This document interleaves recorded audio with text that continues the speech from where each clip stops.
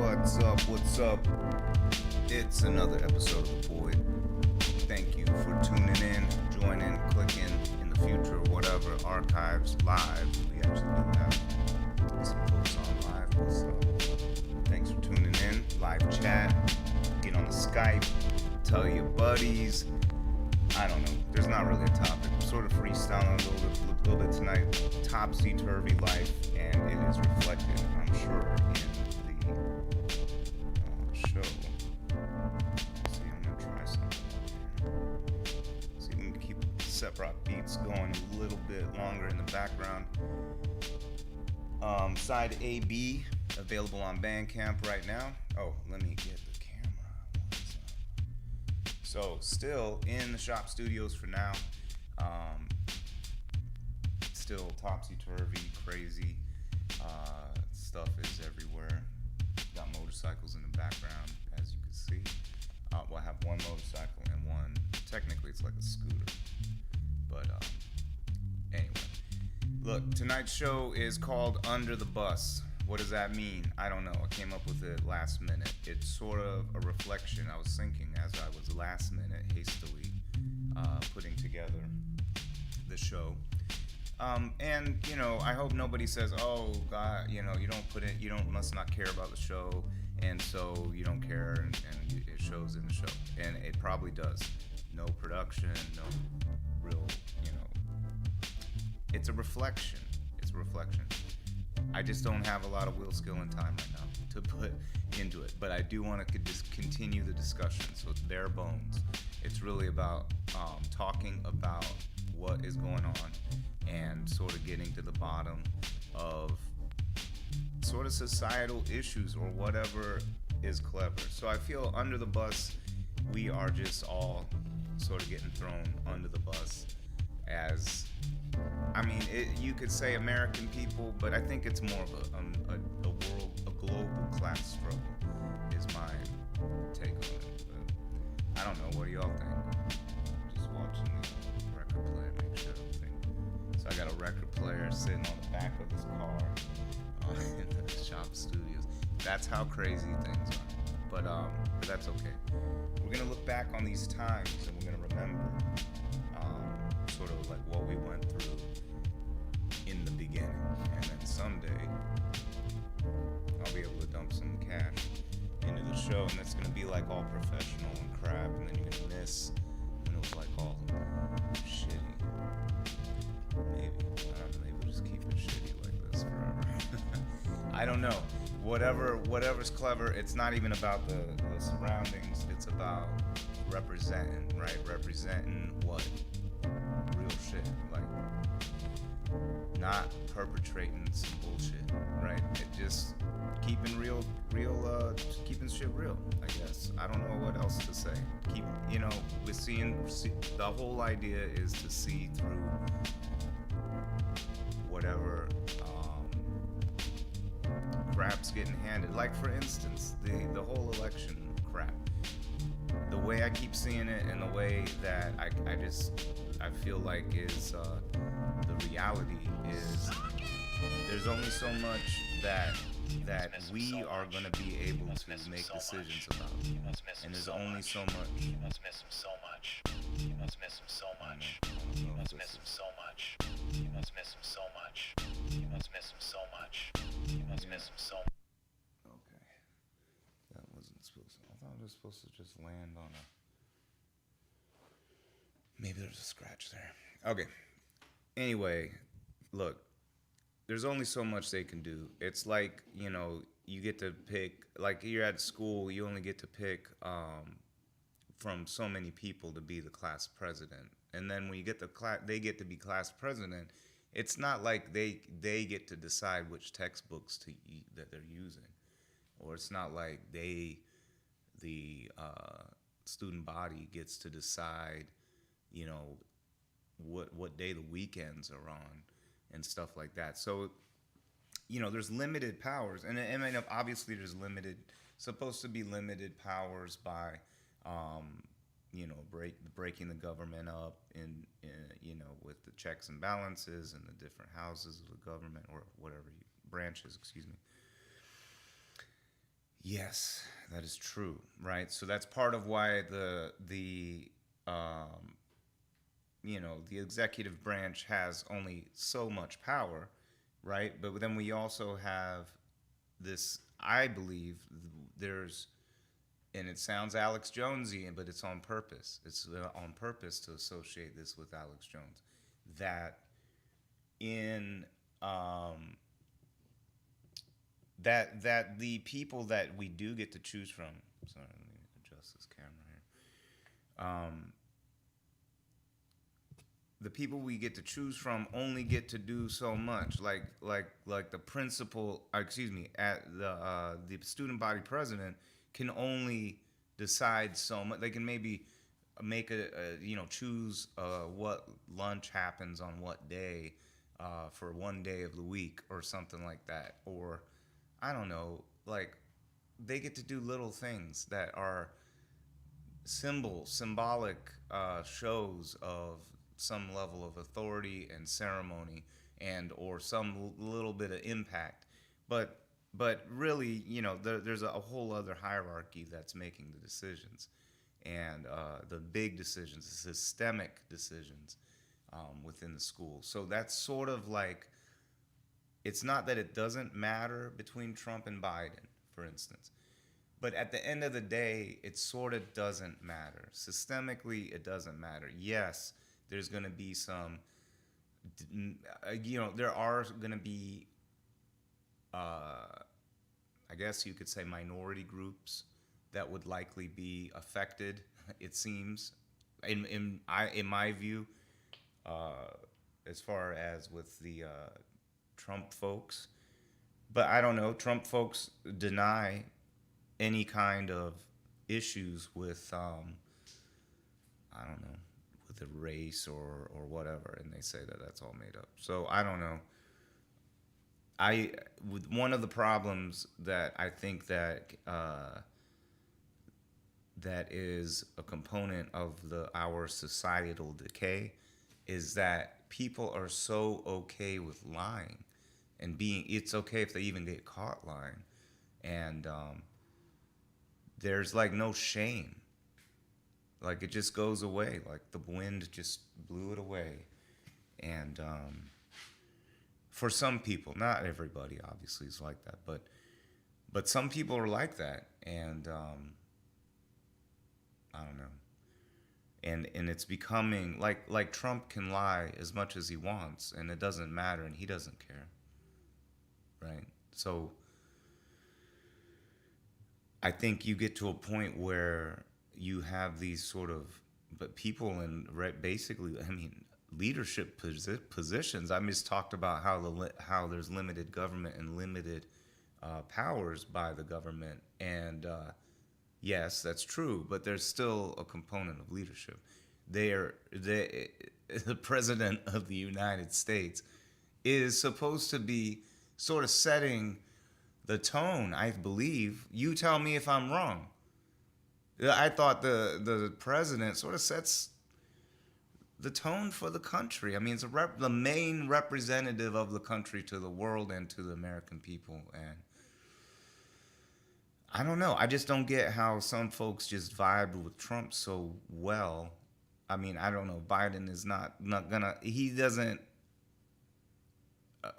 make anybody inspire. He's not an inspirational figure. Put it that way. Right? I understand that. And look, I'm not a Biden supporter, to be honest.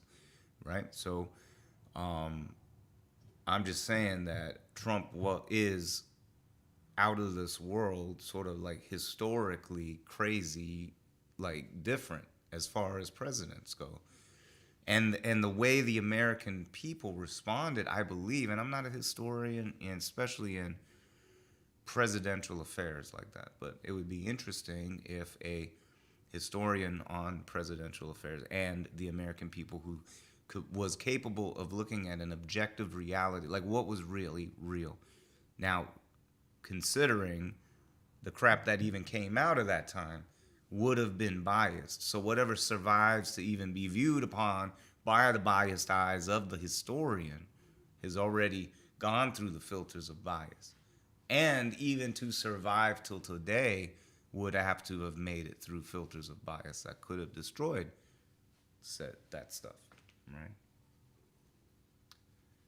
I don't know. What do you guys think? It's a crazy time. Put it in the comments. I check the comments, get notification, and I'll talk about it in the next show. So let's talk about it. But I don't know. What I do know is, as far as the difference between the candidates and this and that and whatever, again, no systemic change. And there's a reason why it's specifically these two people. We saw, the American people are sort of crying out in a way, right? They're crying, and Alex Jones, I guess, would call them the deep state, right? The deep state, no, or whoever these people are, the Ouija board people. The people who are controlling our presidents and the Senate and the House of Representatives and paying off judges and this and that, or threatening people, and they can afford to do these things. Those people, I don't know. Those people are in charge, and eventually, I don't know what's going to happen, if there's going to be some revolutionary group or something that takes some level of action against these people and the architects of the structure itself. I don't know. Would that happen? I don't know. You tell me. We're pretty much in an environment, by even talking about it, like this notion of the future, like it's almost like if Lucas came out with Star Wars today, it would be like, oh wait, you're talking about a rebellion against this gigantic technologically advanced force. I don't know, that's a little too provocative.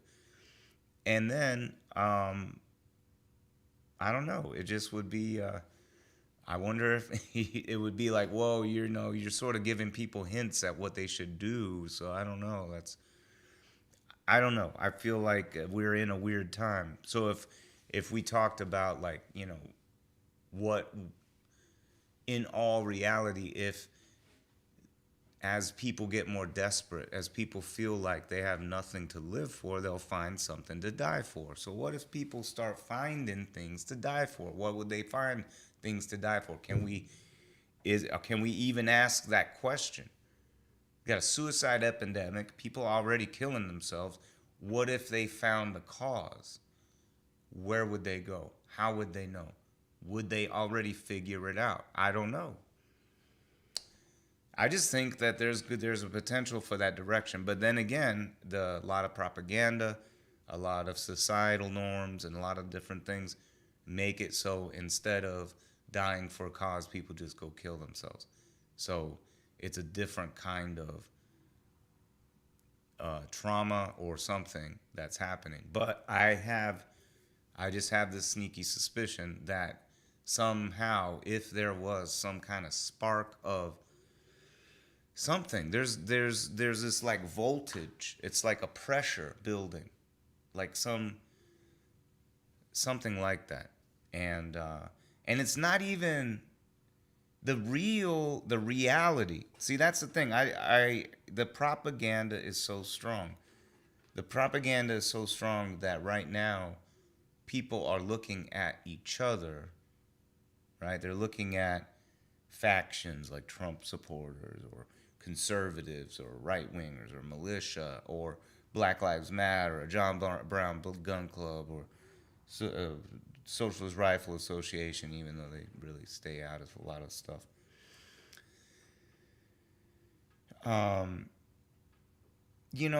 Some of these guys, you might think it would be armed factions of those groups going up against each other, like Antifa with BLM and whoever else against Trump and whoever is on his side, the 3%ers, all the other militia people, and probably the KKK, and then who knows who else. I mean, not that everyone is in the KKK. It just happens to be that if you're a Trump supporter or a conservative, that you happen to be aligned with KKK voting habits. That's all. Doesn't matter if they were once Democrats. They're voting Republican now. So what difference does it make? It doesn't make sense, right? In the same breath that they want to disown them, they'll gladly take their votes, the Republican votes, right?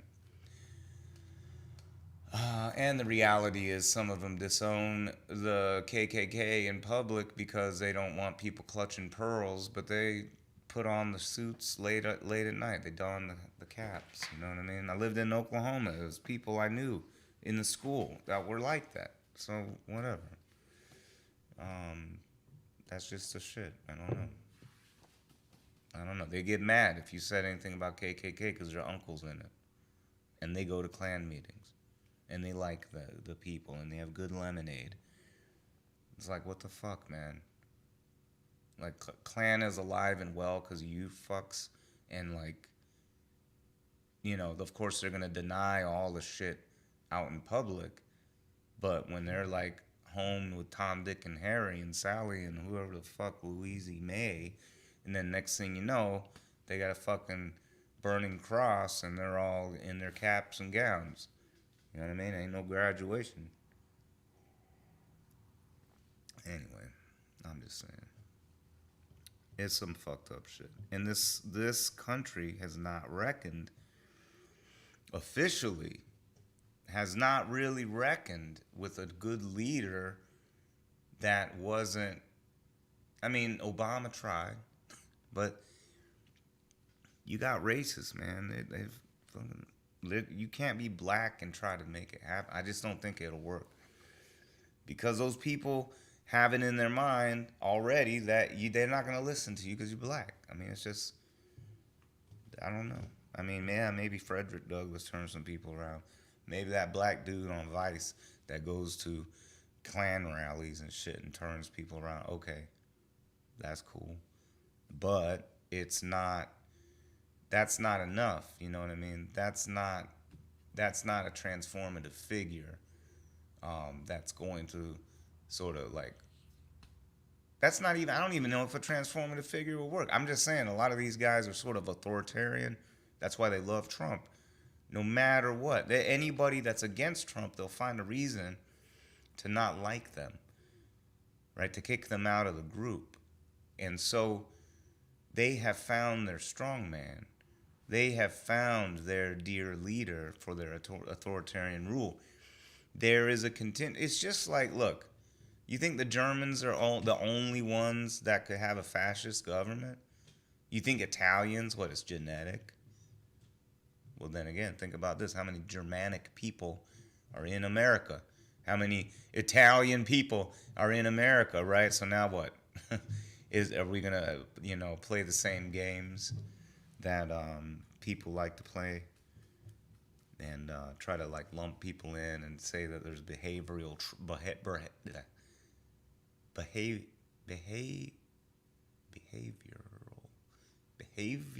traits based on ethnicity or race or whatever, right? Just imagine that. And say, well, look, it's like, it's like the reverse in some degree of the, what's it called? How there's the people are arguing for a white ethno-state. That it matters what the race of the people are in the nation, that there can't be a national culture of some sort. Not that everyone has to adhere to some like specific national culture, but like America, like the U.S. has sort of. I mean, there's some level of culture. Like everyone's free to do your shit. Do your shit. Don't fuck with me, I won't fuck with you. I wish it was more like, hey, well, let's help each other out and not hurt each other. And it was a little bit more communal, but we don't like communal things in community because it's too close to communist. So I guess we just throw all that out of the window and we're all individual little bubbles ready to be popped or coalesced into each other. To be one mass of the same ass people over and fucking over again. Sometimes it feels that way as I meet different people. They don't seem that different. And I don't know. And then people call me weird. So, and I feel like maybe, and I feel quite different from these other folks. And I'm not trying to be weird. I guess I'm just weird. But there's a lot of folks that are like, almost feel like this. Do you guys get that feeling?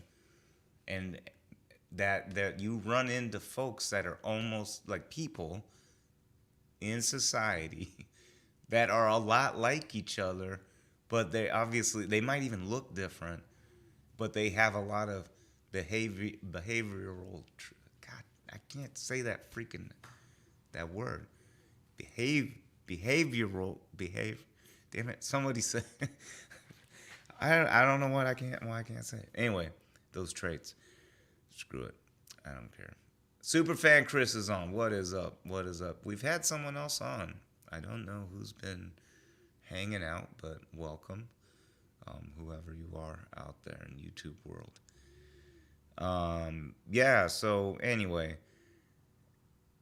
We were talking about like if as the propaganda tries to pit factions against each other, like your conservatives and your what it would be left wing, I guess, folks. And of course, there's going to be some antics going back and forth, and they're going to spark some shit.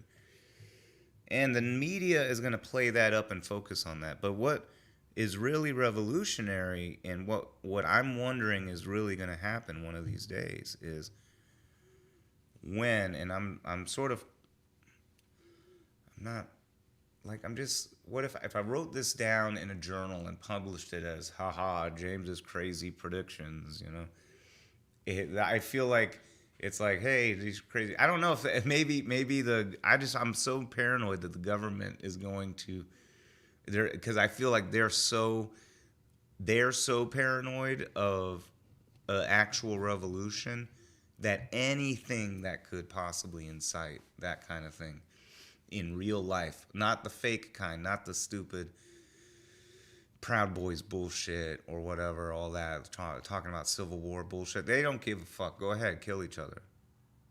See what I'm saying? You're getting a hint at what I'm talking about. The reality of it, which is, go ahead, kill each other, but don't kill certain folk, right? Don't kill us. And that's the thing, is when the us start getting killed, and who's gonna do it, and when, and for what reason or purpose, what is gonna be to the sort of catalyst, I guess you could say, the instigator for this kind of cascade, because that's what's really gonna cascade it. How would we know if it's even happening now, right? Do you think they would even publish it on the news, that kind of thing? I doubt it. Maybe. How about this? Bill Gates. I'm just throwing big names. I'm not telling anybody to go do anything. I'm just saying. He's a big name. If he were killed, if he were to die under suspicious circumstances, would that be something that would be out in public right away? I mean, part of me says yes, but part of me is wondering how much of that is going to be controlled until there's some kind of concocted narrative that can be released, which happens pretty much on a normal basis. But if it would be what that, like, if that becomes a consideration, like what if other big people who like to meddle in worldly affairs and or other things like that start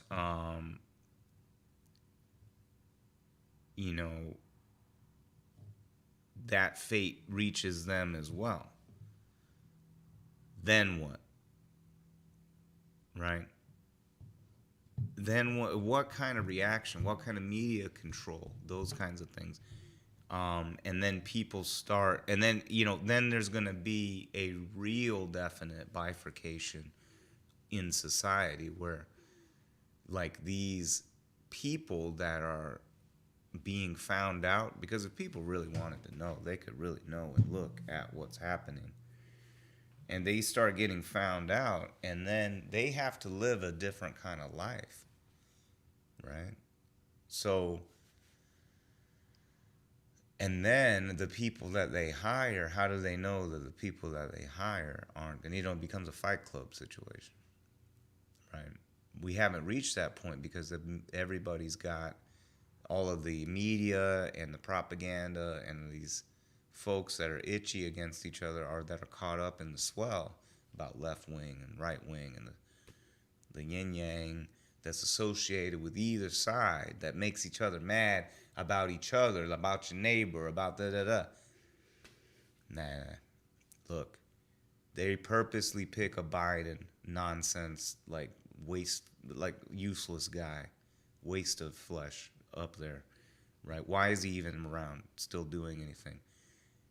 He should be gone, right? Look, Bernie's last gasp of, like, revolution, yeah. He didn't, he's Viva. That's last. I mean, look, he's probably got, if he were to make it, he would have one term. He knows that, right? He's old as shit. But it would usher in something, right? Why so hard? Why last election? Why did they fight so hard to keep Bernie off the main ticket, right, during the primaries? Why this time around? Why did they do the same thing to Bernie in the Democratic, obviously a corrupt Democratic Party?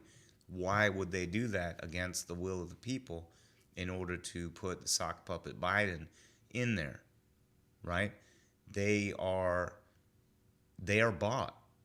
They are doing the will of the elite, of the moneyed. They need the sock puppet in there because it doesn't matter. Pelosi, the DNC, all of these people, the old guard, corporate people, the people that are bought, right? They are more relevant even with a Biden loss than with a Biden win. And with a Biden win, they get to sort of do what they want to do, right? Or whatever. In a way, it's like, they didn't want Biden to win. Watch. They didn't even support his ass. They barely said shit. They barely did shit. Don't let them fool you, right? And look, and see, the media and the propagandists have taught you to think that I'm a Trump supporter for saying these things. No, I'm a truth supporter, right? Fuck Donald Trump. He's a fucking idiot, right? He is not good for the United States. He's a fascist. He's too stupid to be an authoritarian fascist. He's a populist fascist, right? He's a fascist because the people are itching for a fascist. They want a fascist. That's what they want. They want someone to tell you to shut up, do what you're told, do what we say, and like it, or fuck you. That's what they want. Talk to a Trumper. That's what they want in their heart. They want you to do what they tell you to do. And it's their way, right? Whatever that is. Whatever the fuck that represents to them, that you're not. It's really the anti, not if you don't support. I don't know what it is. It's just a weird thing that's concocted by whatever Trump says and the weirdos that are, these conservatives that are around him, creating this sort of identity politics, white grievance kind of narrative, and he's picking up on that, and he's just sort of a buffoon, but at the same time, he sort of knows how to play these, for lack of a better word, really, morons that gravitate towards him to the degree that his supporters really do.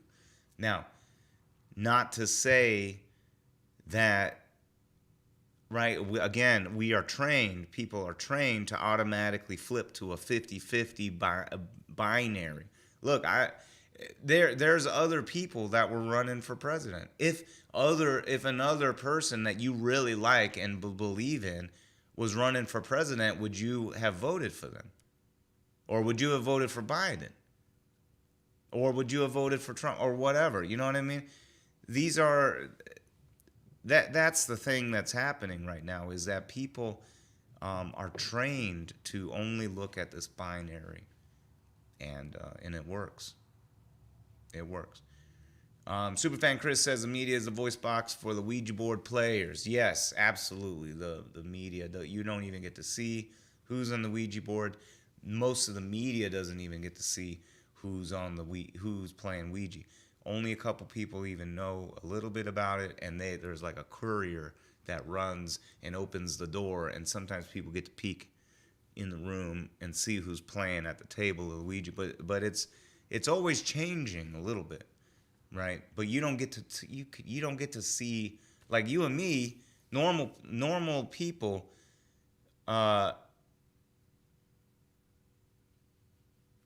Normal people wouldn't get to see at all, even like the couriers that go between the press and the oh, no wonder my stuff wasn't working. Hold on. They go between the press and the Ouija board players. Those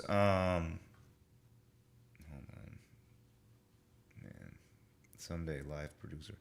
Anyway, so we don't really get to see what's really happening, but I think we get a sense of that, and it only makes sense that it's happening, because how much does it cost to get anyone to do anything?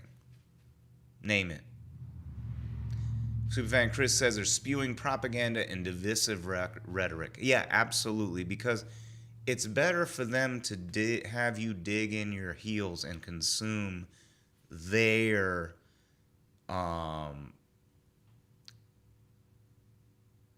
what's it called? Their brand, I guess you could say. Right? Like Trump brand. So he doesn't care about winning over the other set as much as he is wanting you to really like him, whoever you are that's a fan of him. It's like Coke saying, look, we're not trying to win over the Pepsi people. We're trying to sort of like advertise, like show the greatness of our product, and who knows? Yeah, maybe there's some people swaying back and forth, but they're just really trying to reinforce the continued consumption by their audience or their current buyers. They already have an established worldwide brand. So it's not so much about stealing market share from Pepsi in so much of like the cola market, maybe in other stuff like, the side brands and other stuff, whatever. But as far as having these colas, right? But there's so many other colas out there, right? But Coca-Cola doesn't have to completely eliminate Pepsi. In fact, they can play off of each other sometimes to actually benefit each other, right? So that's sort of what's happening in a large degree now, because you have someone so divisive like Trump, right? He's already divisive. The media plays it up even more, of course, right? And that's why he's so bad for the country. The country needs a president who can see through the shit, the manipulation of the media, and who can turn the media in on themselves and speak to the people, right? We need something like that, but that's not going to come because why? Because DNC, because of RNC, because of party politics, because of all the shit. Because even if they did show up, what would happen? They would be offed before the election somehow, some way, either through shenanigans like Bernie found out, or through literally getting offed through an accident, right? that is the kind of situation. So again, going back all the way to the beginning of the suicide epidemic, of people wanting to fight each other, wanting to do violence, and this sort of powder keg or whatever you want to call it, this voltage that's this is sort of growing pressure. And right now, the outlet that the propagandists, of course, and the architects want all of that pressure to go is at each other, because there's enough Americans that they can kill off a few Americans, and it'll cleanse out whatever they got to get out, and it'll be done. And as long as the architects, playing Ouija board, as long as the Ouija board players are cool and do come through this okay, it doesn't really matter. It's when people, it's the question becomes, when will people get so desperate, so mad, and so all of those things that that they start demanding and breaking into the Ouija board room, right? And then that's where things start happening, right? Who's playing Ouija board? That's the question, right? So everybody's got their answer, but again, who gets to really see into the room, right? Who really gets to see into the room? Put it this way.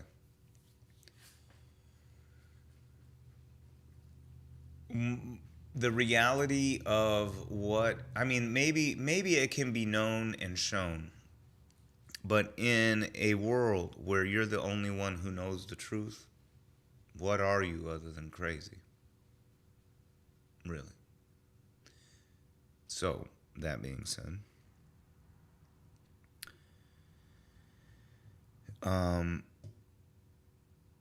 I don't know. Yeah, if you're the only one that knew the truth, you would be crazy anyway. So, I don't know. What do we do? There's a way to see through it. That's the reality. The Ouija board people, they're basically they're playing Ouija with masks in a room, in a building, on a private island that we don't know about. Right? That's how far out. Now, someone could out there somehow, some way. That's what I was getting at. Could somehow, some way find them. Let's say some benevolent hacker goes and finds and wrangles up all of the Ouija board people, because somehow, some way can prove that this person is doing this and this person's doing that and manipulating the world this way and causing this.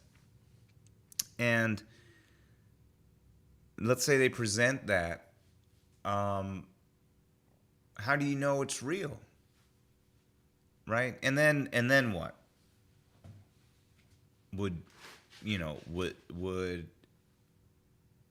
at what what would instigate the going to find the Ouija board people? Even if there was a way to sort of find them, you would have to believe it, right, and have a lot of faith in it. I mean, I guess it could happen, but good luck. How do you find the benevolent hacker? Right?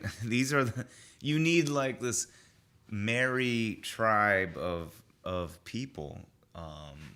There should be a movie, a real sort of superhero movie, where a veteran sniper, I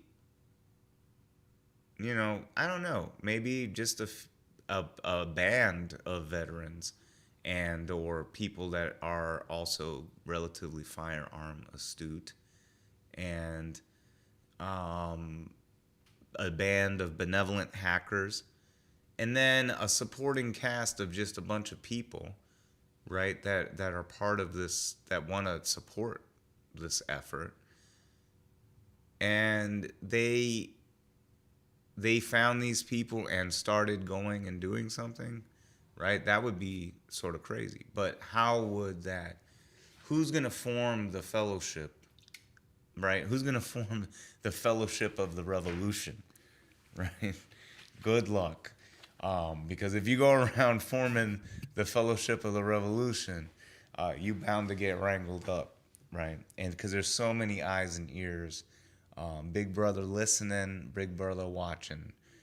So how do you know? And there's so many agents of the government out there that even if you did have an organization, chances are it would get infiltrated because they're spending so much of our fucking money on just trying to make sure that we stay in line that yeah, they have probably tons of agents that are just looking for some kind of fellowships of revolution to go join so they can shut them down, right? So these are the things. I mean, there's there's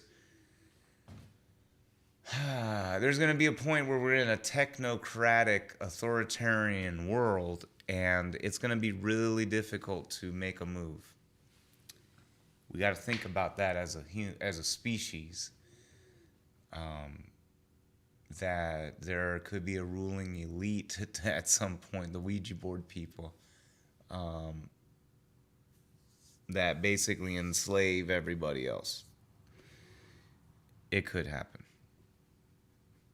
It could happen. So, knowing that, I don't know when.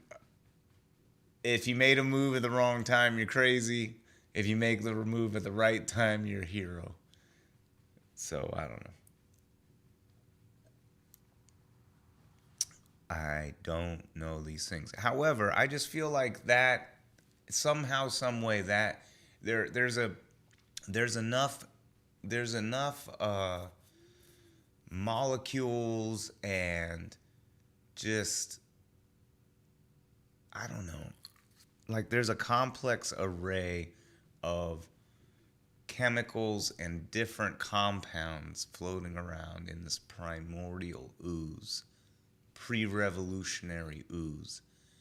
And it just needs that lightning bolt or whatever it is that caused that first like instance of life. And then there's something happening, right? And it would be hard to define that. What would it take to play? I mean, there could be a ragtag. There could be a group that isn't like there, because we already know about 3%ers. We know about the militia groups. We know about sovereign citizens. We know about these people. What if there's a group out there that is looking for the Ouija boards out there? I don't know. How would we know? And but there's all these other groups out that exist. So why couldn't that exist? Why wouldn't it exist? What's preventing it from existing? I don't know. But it makes me wonder. I'm not trying to say go start it. I'm just saying it makes me wonder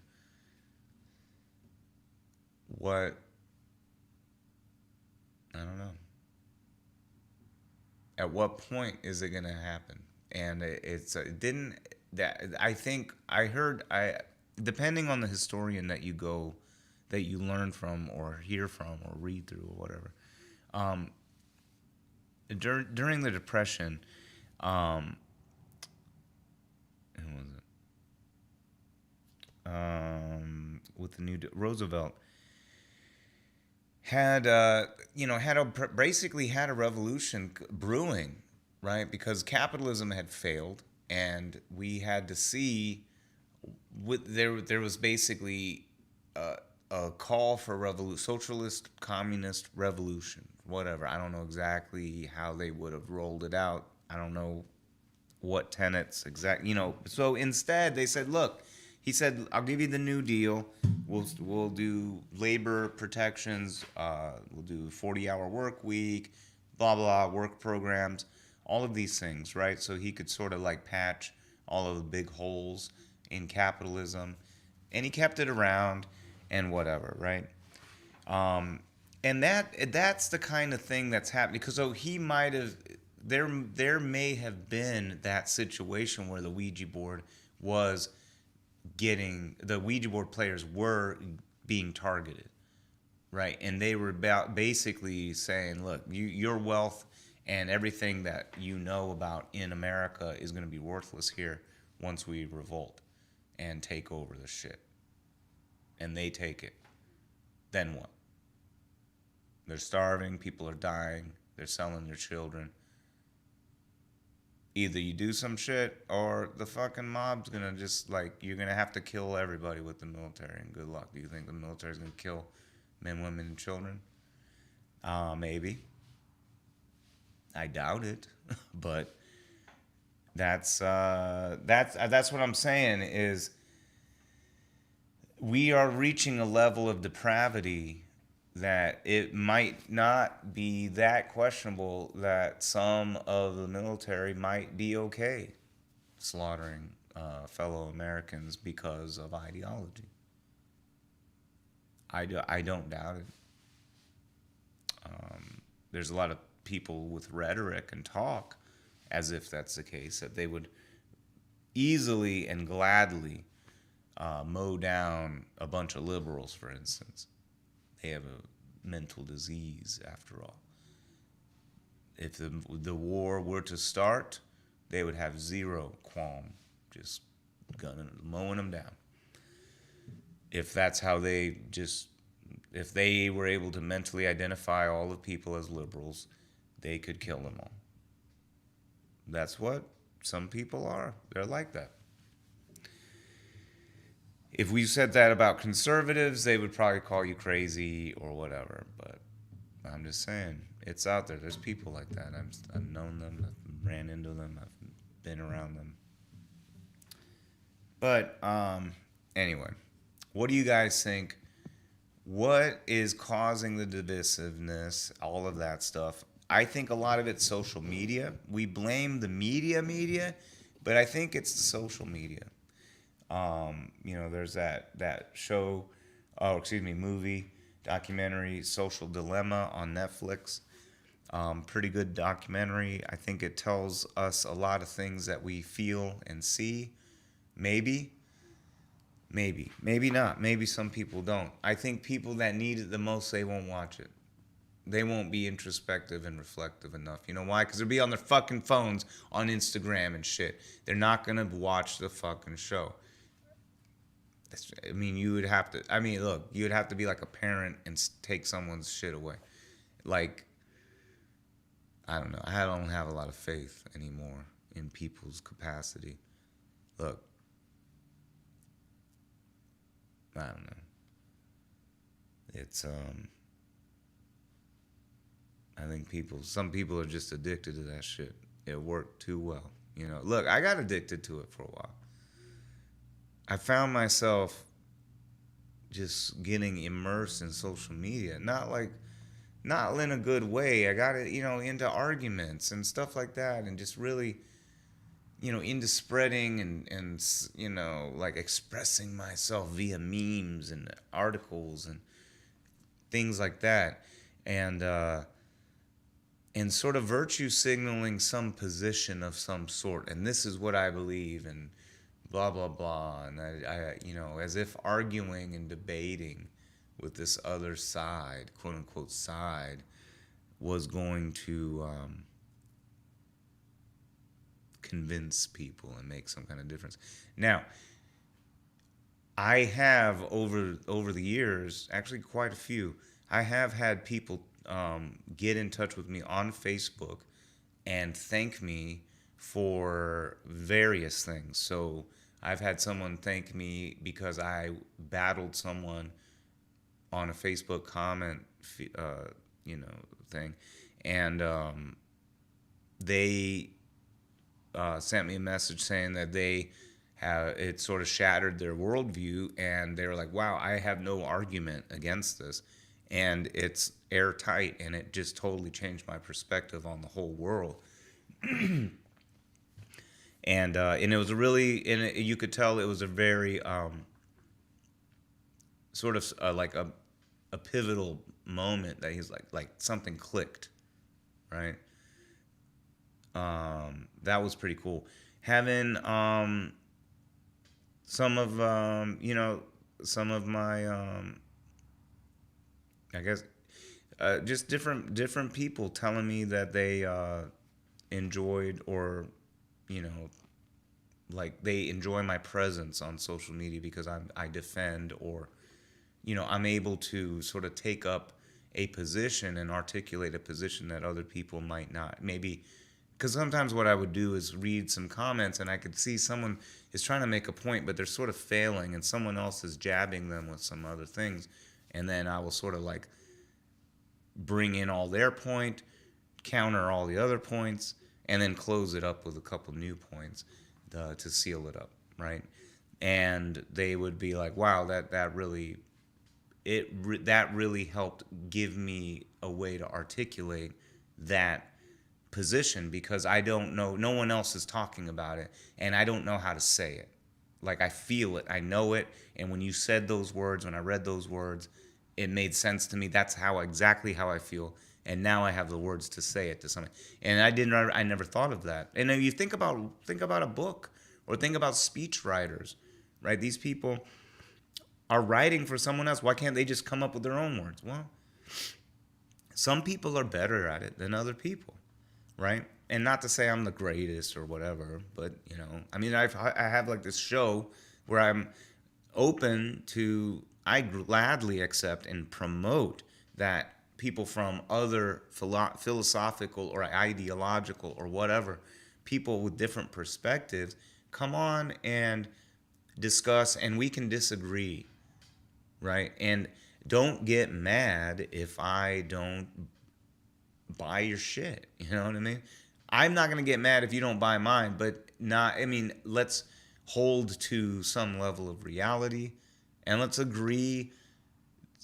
I mean, look, that's the problem is, instead of agreeing that I'm wrong or right based on evidence, based on my ability or inability to articulate or argue a point, right, or concede, the inability to concede is causing people to have an inability to see reality, right? And they would say, I would rather agree to disagree than to actually realize that they saw something wrong, right? I don't know. It's like you're looking off into the distance, and you're like, whoa, that looks like a duck. And like someone's like, nah, that's just a buoy, right? Like maybe it's on some water. And you come on, you're driving towards, or you're, on a boat or something, and you're like on the water, and you see this thing, and you're like, nah, that's a duck. No, it's a buoy. And you don't know. There's a certain point when you get up close to it, right? You can see it's a buoy, but you keep insisting that it's a duck. There are people that will keep insisting that it's a duck because they said it was a duck. They're not going to be wrong. Look, I don't care what you got in your hand. It's a duck. We can agree to disagree. That we live in that world. And that's what I'm afraid of, because that's crazy. That's when we start shooting people, right? That's when civil wars start happening. Oh, it's okay to enslave people. No, it's not. Nah, it's not okay. Yeah, it is. It's fine. No, it's not. Oh, yeah? Boom, now we're shooting. Right. So it's crazy. Superfan Chris says, it's definitely social media. If everyone would have face-to-face conversations and hear each other out over coffee or adult beverages, many ideas can be shared and assumptions dropped. I think that's true. However, I think now it's tricky to make that proposition because people don't know how to engage. Like even me, I will sometimes take it to another level on purpose just to trigger somebody, to get them back for triggering other people and not caring about other people. I'll give them a taste of their own medicine. I happen to be a decent, I guess people have called me an asshole, smart ass, other things like that. And so, sometimes being able to do that to people who act like assholes to other people it probably is cathartic to people who are getting picked on, right? In a way. Maybe not. I don't know. Maybe I'm overthinking. But they're sending me messages. I'm not making it up. I've got black friends sending me messages thanking me for how I articulate Black Lives Matter stuff, or defend Black Lives Matter, or defend the fact that racism exists in America and that kind of shit. So part of me is like, look, I am making a difference by engaging in this, because if it's compelling, like how many times have you liked something and you're like, yeah, I like it? How many times have you reached out to someone and said, hey, thanks for saying that? That really was helpful, right? I've never really sent that many of those ever, right? So I'm assuming other people don't. So part of me thinks like you can make a difference if you engage and you try, and you really do try to make a point. Realize that you could be speaking, helping to speak for other people who may not be able to articulate that point. You know. Supervan Chris goes on to say, but everyone has to be looking at each other's lives and looking into this false reality. Yeah, I think we're missing a lot. We're missing community. We're missing, we've got an internet that was supposed to help, but it basically gave everyone a platform for whatever lunacy, basically, they wanted to, distribute out to the world. And now we have a situation where people just don't even know anything anymore. Epistemological crisis. Epistemological crisis. Yeah. We don't know what can be known.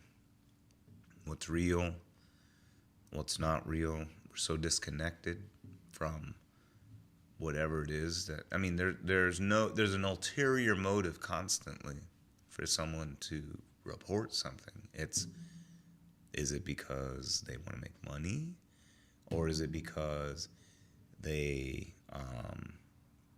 are intrinsically trying to tell you the truth? Even if someone was trying to intrinsically tell you the truth, do you know it would get through the editor? Maybe not. Maybe it would. I don't know. But, yeah, I don't know. You tell me. Put it in the comments. Let me know. It's a crazy, crazy time. Let me take a look at something. I want to see if we can take a look.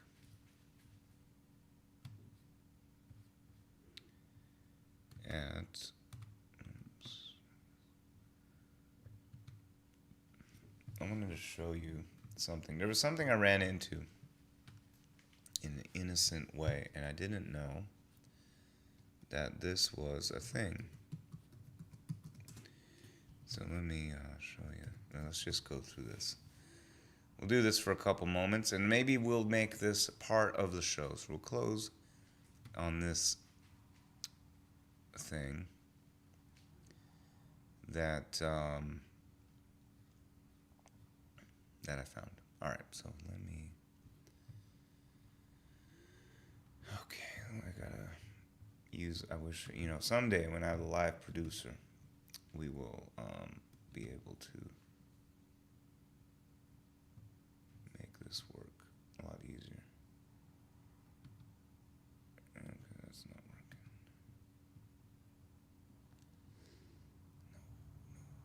No, not this window. Why is it catching this one?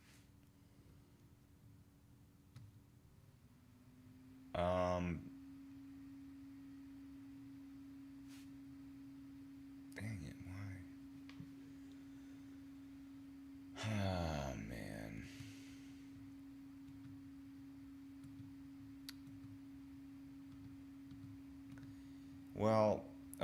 So I wanted to show you a maybe this will work. Oh,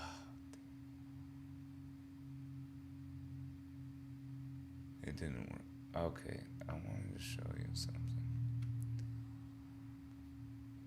Maybe there's a way. Let me see.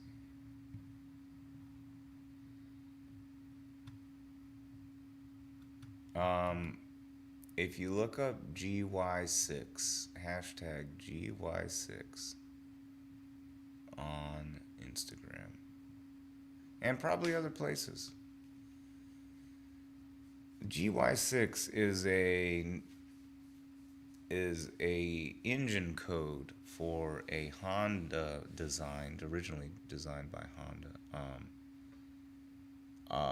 scooter motor, world renowned just because so super popular. There's millions, probably billions of them were built, and it's just a very simple little motor, and but it also coincides with Got Your Six.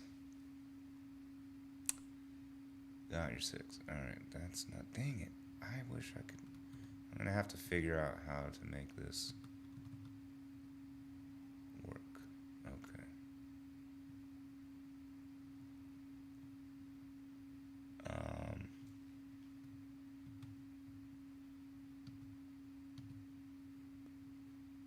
I don't know. Sorry, guys. I wish I could bring that on, but I'm having technical difficulties with this. Why?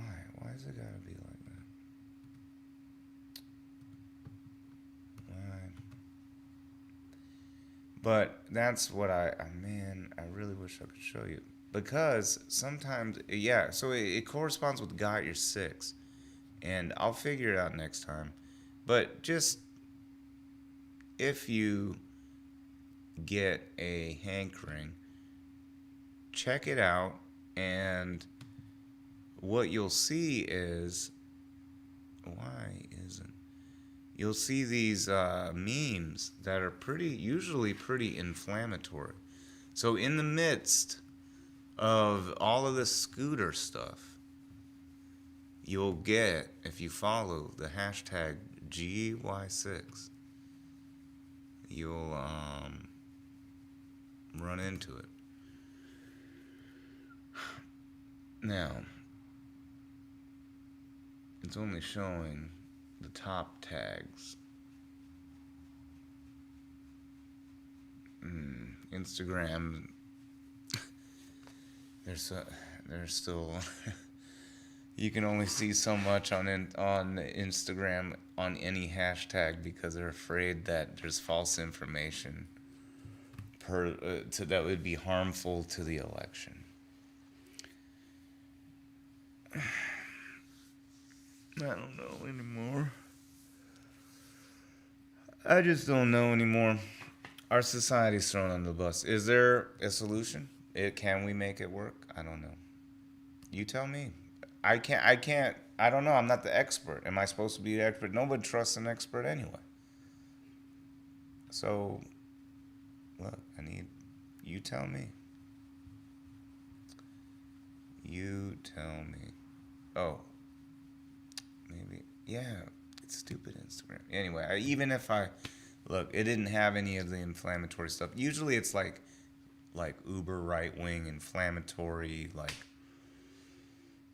police, pro-police stuff. And some of it is like, I mean, really, it's promoting violence and some crazy stuff that I've seen. Anyway, next time I'll show you. Hopefully the hashtag will show some stuff, I guess.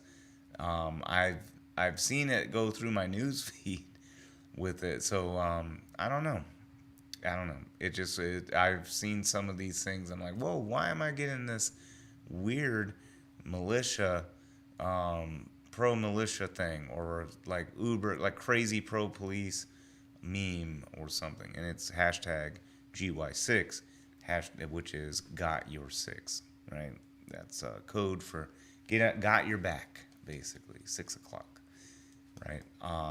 Which, look, I nothing wrong with that phrase, or even the police and military. Nothing wrong with it. I agree with the premise of police and military. However, the worship of police and military over other government entities, no. Why would you do that? Why would you do that? And that's exactly what Trump does, right? Well, that's exactly what the fascist state does. A fascist leader does, is they become military and police dominant. They become strong man dominant. And I mean, it doesn't have to be a man, but that's basically what's going on. But I don't know. You tell me. Let's get some more folks to tune into the show. Get some folks that are of different philosophies, different ideologies, and let's get in some arguments about some. I mean, not arguments, discussions about things. Let's throw ideas around. Are there some ideas that you've had in your mind that you're working through, or that don't make sense? Let's talk about them. And the whole point of this thing isn't just so that I'm telling you what I think. Let's bounce ideas off each other. So, Superfan Chris, thank you for participating. And again, get some more folks that are out there, all the subscribers, those that are tuning into the show on the archives. Let's get some people to tune in and talk about whatever's clever. So I'm going to go ahead and throw on some Seprock beats. Hopefully this works okay.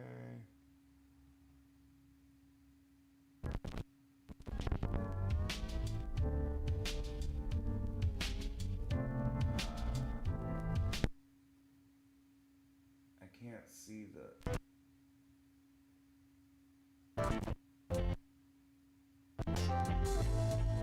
Forget it. I can't see the dark. It's too dark. Alright. Peace out. This has been another episode of The Boy. Tune in, all that stuff. Patreon links in the description. Peace out. And someday we're going to have a live producer. And it will go like super smooth and all that stuff. But until then, we got to deal, with me doing this stuff.